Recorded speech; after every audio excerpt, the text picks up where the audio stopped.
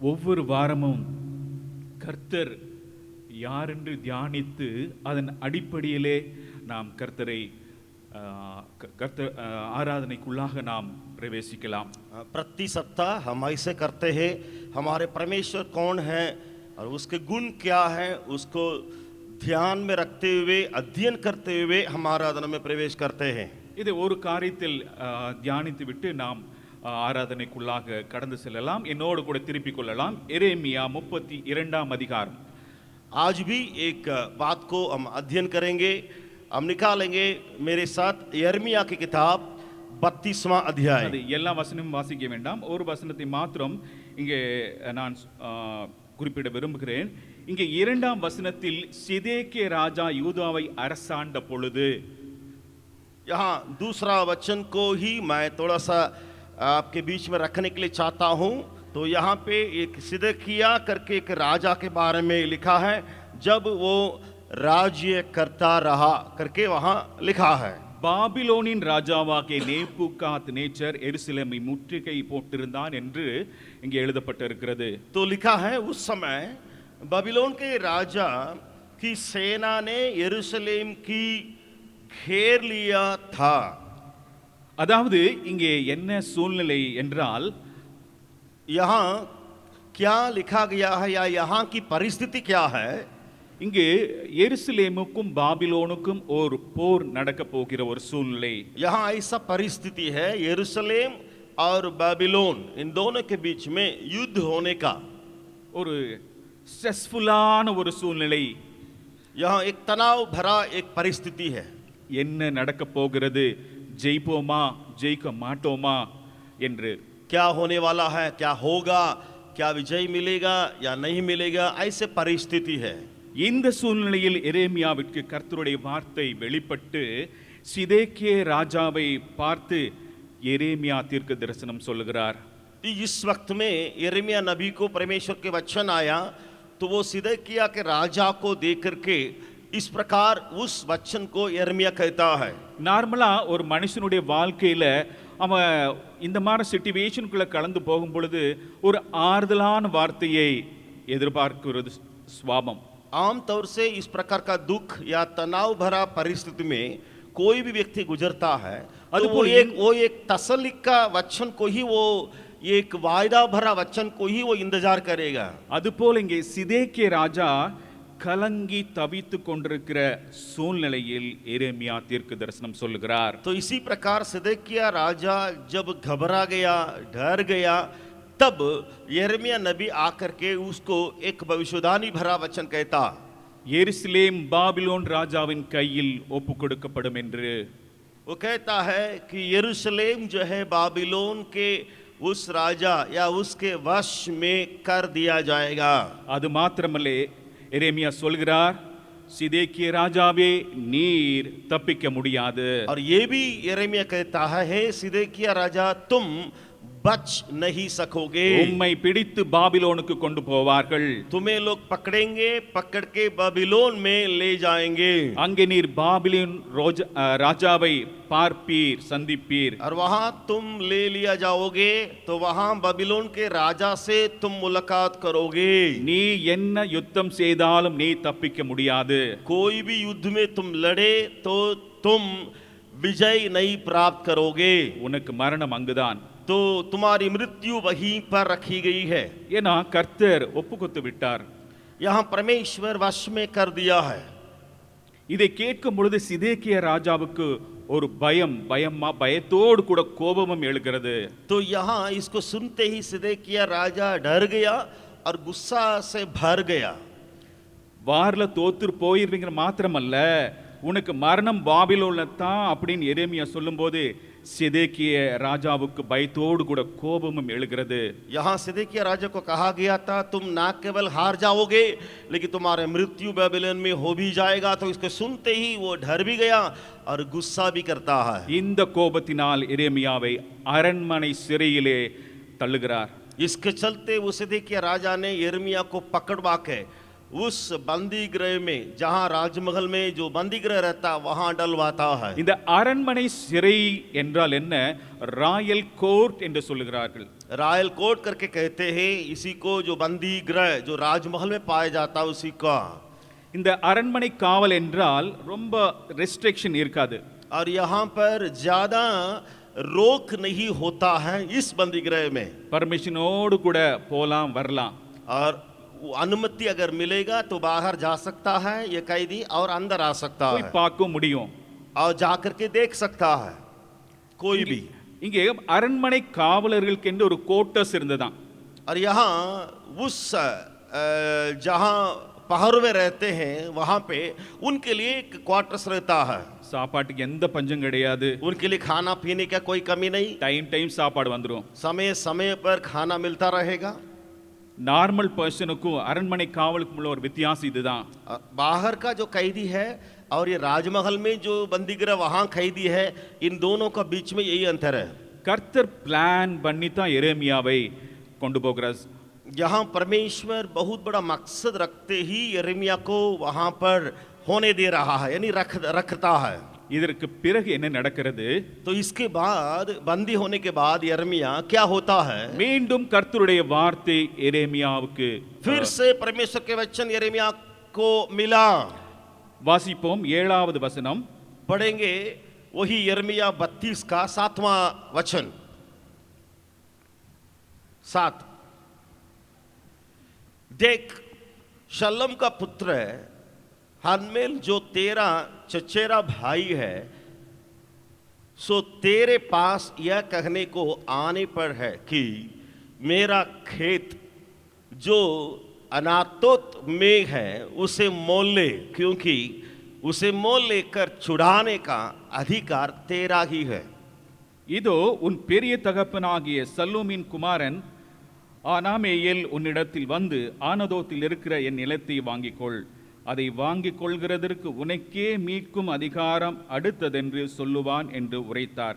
இந்த வசனத்தில் ஆனதோத் என்கிற இடத்தை வாங்க சொல்லி கர்த்தர் எரேமியாவுக்கு சொல்கிறதை பார்க்கிறோம்.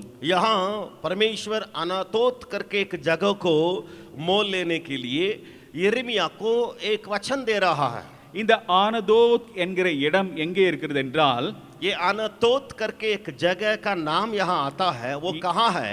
எருசலேமிலிருந்து 3 கிலோமீட்டர் தொலைவில் இருக்கிறது. यरूशलेम शहर से 3 किलोमीटर दूरी में ये अनातोत है। ஆல்ரெடி எருசலேமின் மதில் சுவரை சுற்றி பாபிலோனியர்கள் கைப்பற்றி விட்டார்கள். तो यरूशलेम को पहले ही उनके सारे जो शहरपना था उनको वो बाबिलोन से आकर के लोग घेर लिए और कब्जा कर लिए। எனவே இந்த ஆனதோத் பட்டணம் என்கிற இடம் இப்போ பாபிலோனில் கையில் வசம் உள்ளது. इसलिए अनातोत जो शहर है वो अब उस बाबिलोन के वश में उनके हाथ में कर दिया है। ஆனதோத் இந்த பாபிலோன் கைப்பற்றி விட்டதால் தான் வாழ வழியின்றி அவனுடைய பெரியப்பா எரேமியாவை வாங்க சொல்லுகிறார். तो इसी के चलते ही यिर्मयाह को, यानी वहां पे एक चचेरा भाई करके वहां कहा गया है, तो उनसे इस बात को कहने के लिए या उनसे करने के लिए यिर्मयाह को परमेश्वर का वचन मिला। இங்க பார்க்க முடியும், அந்த லேண்ட் ஒரு வர்த்லெஸ், பைசா கொடுத்து வாங்கினா கூட ஒரு வர்த்லெஸ்ஸான நிலம். ये अनातोत ऐसा जगह है कि वो कोई काम का नहीं, अगर मोल भी लिया जाए पैसा दे करके तो उससे कोई लाभ नहीं। ஆனா இங்க பெரியப்பாவுக்கு தேவை. लेकिन ये चचेरा भाई को वो अनातोत का जरूरत है, அத ரிலேஷனுக்குள்ள தான் விற்க முடியும். और उसको अपने ही रिश्तेदारी में ही बेच सकते हैं या मोल लिया जा सकता है। அந்த நாட்களில் மோசேயுடைய சட்டம் என்னவெனில், क्योंकि उन दिनों में मूसा का कानून में ये लिखा गया था, பெர்மிஷன் லேண்டை பிளட் ரிலேஷனுக்குள்ள தான் விற்க முடியும். ये जो अनुमति जो है, जो देने वाला जो जमीन होता है, वो जमीन को अपने रिश्तेदारियों के बीच में ही खरीदा या मोल लिया जा सकता। அடுத்தவர்கள் யாரும் விற்க முடியாது. कोई भी उसको नहीं ले सकता या कोई भी दूसरों को दे नहीं सकता, बेच नहीं सकता। அதனால தான் வசனம் 8 பெரியப்பா எரேமியாவை பார்த்து சொல்லுகிறார், உனக்கு சுதந்திர பாத்தியம் உண்டு, இந்த நிலத்தை வாங்கிக்கொள் என்றான். इसलिए 8वां वचन में देखिएगा, वहां चचेरे भाई उस यिर्मयाह से कहता है, तुम्हारे पास हक है इसको लेने के लिए, इसलिए तुम्हारे पास ये कर दिया जाए। ஆனா சிச்சுவேஷனை பாருங்க, लेकिन वहां का परिस्थिति को देखें, ஆல்ரெடி அந்த இடம் பாபிலோன் வசந்தான் இருக்கும். वो अन्न तो तभी उसके हाथ में नहीं है और इसके हाथ में नहीं है, वो तो पहले से ही बाबिलोन के वश कर दिया गया है। அது பணம் கொடுத்து वांग முடியுமா அத? क्या अब बाबिलोन के वश में कर दिया गया, उसको पैसा दे के मोल लिया जा सकता? அதுவும் மற்றவர்களை தவிர எரேமியாவுக்கு நன்றாக தெரியும். और सभी लोगों को छोड़ करके और यिर्मयाह को अच्छी तरह ये बात मालूम थी, எருசலேமை பாபிலோனில் கைப்பற்றி விடுவார்கள். और यरूशलेम में बाबिलोन के लोग आकर के उसको कब्जा करके ले लेंगे, இந்த நகரம் முழுவதும் தீக்கொளுத்தப்படும். और ये पूरा जला दिया जाएगा शहर, மனுஷனும் மிருகமும் இல்லாதபடிக்கு போய்விடும் मनुष्य और जानवर कोई भी नापता हो जाएंगे என்று எரேமியாவுக்கு நன்றாக தெரியும். ये सारी बातें या कहानी यिर्मयाह भविष्यद्वक्ता को पहले से ही मालूम था। ஆனாலும் கர்த்தர் அந்த இடத்தை வாங்க சொல்கிறார். तो भी परमेश्वर कहता है जाकर अनातोत को मोल लो। அதுவும் சாதாரணமாக இல்ல, वो भी साधारण ढंग से नहीं करना, சட்டப்படி ஒரு காரியத்தை எப்படி நேர்த்தியாக செய்யணும் அப்படி வாங்க சொல்றார். नियम कानून के अनुसार जिस प्रकार खरीदा जा सकता है वैसे ही तुम उसको खरीद लो। அந்த இடத்திற்கு 17 சேக்கலில் வெள்ளியை கொடுத்து வாங்க சொல்றார். 17 सेकल चांदी को वहां दे दिया जा रहा है, दे के उसे मोल लो करके वहां कहा जा रहा है। ப்ராப்பரா டாக்குமெண்ட் எழுதப்பட்டு சாட்சிகளை வைத்து கையெழுத்து போடப்படுகிறது. और वहां पे सही ढंग से कागज लिखा जाए, पत्र लिखा जाए और सारे कागज पत्र उसके लिए किया जाए, तब उसको मोल लिया जाए करके कहा गया है। அதுவும் 12ஆம் வசனத்தில் சொல்லப்பட்டிருக்கிறது, காவற்சாலின் முற்றத்தில் உட்கார்ந்த யூதர்களுக்கு முன்பாக கண்களுக்கு முன்பாக டாக்குமெண்ட் எழுதப்படுகிறது. वो भी 12वां वचन को देखिएगा, 12वां वचन में किस प्रकार वो दस्तखत किए गए हैं करके लिखा है, यहूदियों के सामने और आंगन में जो बैठे थे, और इस प्रकार उनके सामने इस प्रकार वहां लिखा गया। அது மட்டுமல்ல, வசனம் 14 சொல்லப்பட்டிருக்கிறது, இந்த பத்திரம் அநேக நாள் இருக்கும்படியாக அவைகளை ஒரு மண் பாண்டத்திற்குள் புதைத்து வை என்று और यहाँ पे 14 वचन में देखते हैं ये जो पत्र या कागज कई दिन तक खराब नहीं होना है, टिकते रहना है। इसके लिए लिखा है तुम लेके मिट्टी के बर्तन में रख के ताकि बहुत दिन तक रहें। இங்க பார்க்க முடியும், கர்த்தர் ஒரு வித்தியாசமான முறையில் நடத்துகிறார். यहाँ आप देख सकते हैं परमेश्वर विचित्र तरीका से अगुवाई करता है। அதாவது இங்கே சூழ்நிலை வித்தியாசமாக மிகவும் மோசமாக இருக்கிறது. यहाँ जरूर परिस्थिति को देखा जाए बिल्कुल विपरीत है, भयंकर है। ஒரு நம்பிக்கையில்லாத சூழ்நிலையில் कोई भी भरोसा नहीं कर सकते हैं, आशाहीन जगह पर वहां लोग हैं। எதிர்காலத்திற்கு ஒரு வெளிச்சத்தை ஆண்டவர் காட்டுகிறார். लेकिन भविष्य के लिए एक उजियाला या रोशनी को परमेश्वर दिखा दिया। இந்த சூழ்நிலையில் எரேமியா கர்த்தரிடத்தில் கேட்கிறார். तो उस वक्त में यिर्मयाह फिर वापस पूछता है। வாசிப்போம் வசனம் 24-25. 24-25वां वचन में हम देख सकते हैं, पढ़ेंगे 24 और 25। और इन दमदों को देखे वे लोग इस नगर को ले लेने के लिए आ गए हैं, वो ये नगर तलवार, महंगी और मरी के कारण इन चढ़े हुए कसदियों के वश में किया गया है। जो तूने कहा था वह अब पूरा हुआ है और तू इसे देखता भी है। இதோ கொத்தளங்கள் போடப்பட்டிருக்கிறது, நகரத்தை பிடிக்க வருகிறார்கள். பட்டயத்தின் நிமித்தமும் பஞ்சத்தின் நிமித்தமும் கொள்ளை நோயின் நிமித்தமும் இந்த நகரம் அதற்கு விரோதமாய் யுத்தம் பண்ணுகிற கல்தேயரின் கையிலே ஒப்பு கொடுக்கப்படுகிறது. நீர் சொன்னபடி சம்பவிக்கிறது, இதோ நீர் அதை பார்க்கிறீர். तो भी हे प्रभु यहोवा, तूने मुझसे कहा है कि गवाह बुलाकर उस खेत को मोल ले, यद्यपि कि ये नगर उस कसदियों के वश में कर दिया गया है। கர்த்தராகிய ஆண்டவரே, நகரம் கல்தேயரின் கையில் ஒப்பு கொடுக்கப்படுகிறதா இருந்தும் தேவரீர் என்னை நோக்கி நீ உனக்கு ஒரு நிலத்தை விலை கிரயமாக கொண்டு அதற்கு சாட்சிகளை வை என்று சொன்னீரே என்றேன். இங்கே எரேமியா தெளிவாய் கர்த்தரிடத்தில் கேட்கிறார். यिर्मयाह बहुत ही साफ ढंग से परमेश्वर से एक बात को पूछता है। ஆண்டவரே நீங்க சொன்னபடி எல்லாம் கல்தீரின் கையில் ஒப்பு கொடுக்கப்படுகிறது, அப்படி இருந்தும் हे प्रभु, सारी बातें जैसे तूने कहा था वैसे ही उन कसदियों के वश में या उन पराये लोगों के दुश्मनों के वश में तो दिया जा रहा है। சாட்சிகளை வைத்து ஒரு நிலத்தை விலை கிரயமாய் வாங்க சொல்லுகிறீரே என்று கேட்கிறார். तो भी तू कहता है गवाह को बुलाओ और उस खेत को मोलो करके प्रभु तू कहता है। இதற்கு கர்த்தருடைய பதில் என்ன? வாசிப்போம். क्यों परमेश्वर इस प्रकार तो कहता है, तो इसके लिए परमेश्वर क्या जवाब देता है पढ़ेंगे। இதற்கு கர்த்தருடைய பதில் என்ன? வாசிக்கலாம். 27 27 वचन में हम देखते हैं इसके लिए परमेश्वर क्या जवाब दे रहा। 27 में, मैं तो सब प्राणियों का परमेश्वर यहोवा हूं, क्या मेरे लिए कोई भी काम कठिन है। இதோ நான் மாம்சமான யாவருக்கும் தேவனாகிய கர்த்தர், என்னாலே செய்யக்கூடாத அதிசயமான காரியம் ஒன்றுண்டோ? கர்த்தரால் செய்யக்கூடாத அதிசயங்கள் ஒன்றுண்டோ என்று கேட்கிறார். परमेश्वर पूछता है क्या मुझसे कोई काम कठिन है। சூழ்நிலை தலைகீழாக காணப்பட்டாலும் சரி, கர்த்தர் அதிசயங்களை செய்கிற தேவன். परिस्थितियां इतनी भयंकर है, इतनी उनके विरोध में है, तो भी परमेश्वर अद्भुत काम करने वाला प्रभु है।